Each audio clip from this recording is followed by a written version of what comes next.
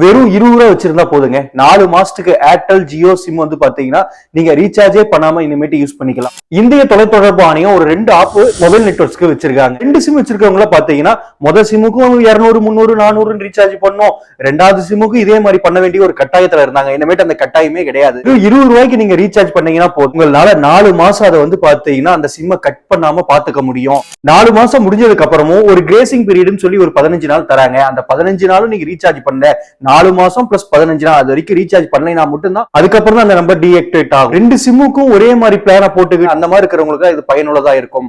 அதே மாதிரி தொலைத்தொடர்பு ஆணையம் 2வது ஒரு ஆப் வச்சிருக்காங்க. இனிமேட்டு இன்டர்நெட் அதே மாதிரி வந்து பாத்தீங்கன்னா கால்ஸ் இதுக்கு தனித்தனி பிளான எல்லா நெட்வொர்க்கும் இன்ட்ரோடியூஸ் பண்ணியே ஆகணும் அப்படிங்கிற ஒரு ரூல்ஸ் வந்து இப்ப ட்ராய் இப்ப சமீபத்துல கொண்டு வந்திருக்காங்க. இப்ப ரெகுலரா பார்த்துட்டு இருக்க பிளான்ஸ் எல்லாமே இருக்கும்.